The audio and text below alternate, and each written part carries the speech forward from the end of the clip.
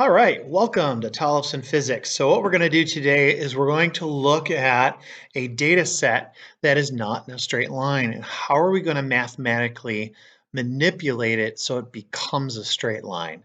Because really, using y equals mx plus b when we can do it is much, much easier. And it's a very good skill to have. And so what we're going to do is we're going to switch back over to a new data set. So in this new data set, get rid of that background there. Okay, so in that new data set, as you can see, I have a time, position and time. Once again, time is the independent variable. Time just keeps moving on. And so every second along the way, I measured a distance. And once again, this is an idealized data set, but I measured that distance. And so what we're going to do is you can see clearly that this is not going to give a straight line. And let's go ahead and actually make that graph. So I'm going to, just like before, highlight those. I'm going to go to Insert Chart, and it's going to create a graph. And oh, this time it remembered from before that I did a scatter chart, and it did it. So that's pretty cool. That's very cool. So in this case, I got scatter chart right off the bat. And if I attempt to go and draw a straight line, so series, scroll down, trend line. So linear line here is probably not the best fit because I've got at the beginning and the end, I've got dots that are above it, and in the middle, they're all below it. So it doesn't look like it's random. It looks like there's an actual pattern going on. And if I scroll down, I showed you how to use equation before, but a statistical parameter that I didn't cover was this r squared value. And what that r squared value does is it's a statistical way of saying, okay, how close are those dots to the line the line of best fit? And so ideally, if all the dots are exactly on the line, the r squared value would get to be 1.0. So in this particular case, it's 0.92, which sounds like a high number. It's not a horrible number, but the closer to 1, like 0.98, 0.99, are good r squared values. Now, we're not going to do this in this class, but there are other ways to fit the data. And so technically, this looks to me like a parabola. And when I hit polynomial, it says the polynomial degree is 2, which is a square. And so it does do that fit. But we're not going to deal with these crazy numbers and that kind of stuff. So we're not going to worry about that here. For this class, what we're going to do is we're going to make this a straight line. All right, so we're going to use something in our math toolbox that will allow us to do a straight line. So let me close that edit.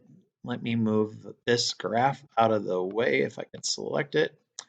All right, because we don't need it, but I always want an original graph. You need to see the data. The data looks like it's curved upward. All right, curved upward like a parabola.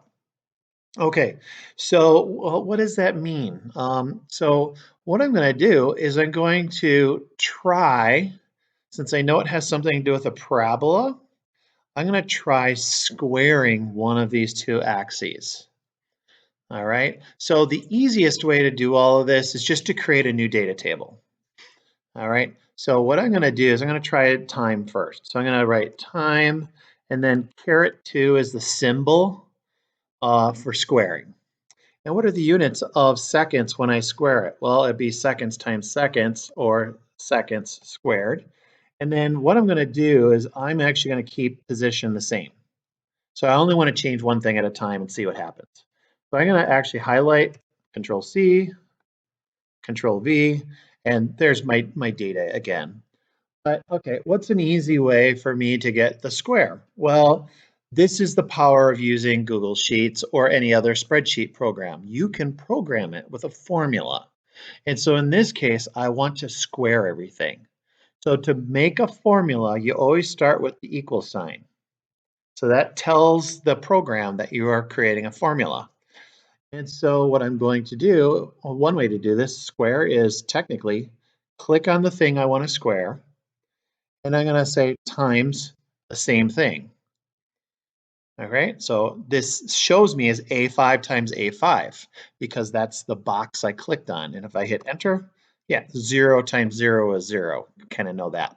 Now here's the other cool thing about this. I don't have to do that for all the data points. Now what I can do is see this little box in the corner of my big box, and I grab it and scroll down next to those 5, and it's going to follow the pattern, right? So 1 times 1 is 1, 2 times 2 is 4, 9 times 9 or no, 3 times 3 is 9, and so on and so forth. So we know the math worked. So it's a really fast way to do that. You don't have to do all that math in, say, a calculator. That's why we use a spreadsheet. And then the next thing we're going to do is, okay, I squared the time, but I left the position alone. Let's see if that made a straight line, okay?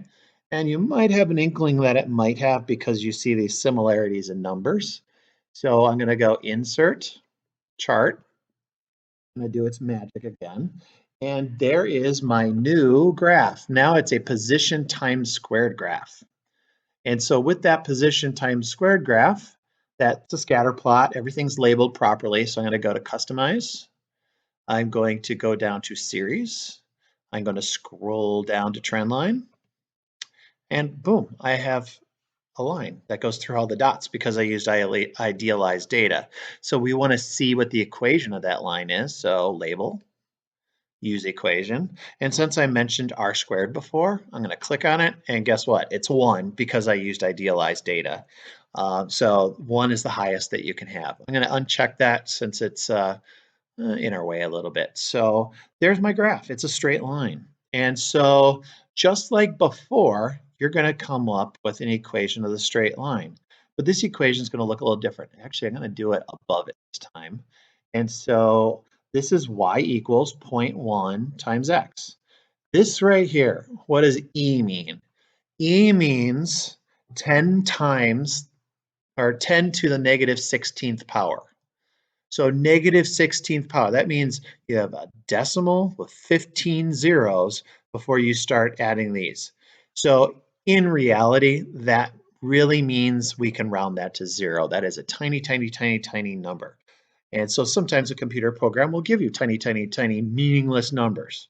We'll call that 0. So when we write our equation, right, we're going to use the y equals mx plus b idea, but we're going to use what's on the axis. And so what's on the y-axis? It's position, and we're using x for position. Okay, what's on the slope? So the slope is 0.01. And now I'm going to do rise over run again. And looks like my graph, I can't see the bottom of it. There, now I can see it. So it's going to be meters divided by seconds squared. That's rise over run. I'm just reading what my graph is telling me to do. I might not know what this means yet, but I know how to write it. So meters divided by seconds squared, and I use caret 2, just it's a computer way of doing it. And then what's on my axis, my horizontal axis?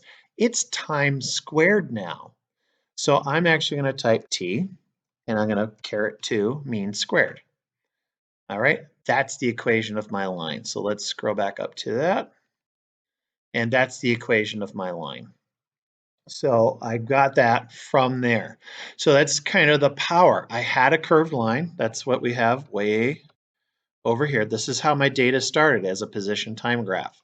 And then I squared the position or the time axis, and that created a straight line, which now I can use what I know about straight lines from algebra and come up with a meaningful equation that still relates time to position.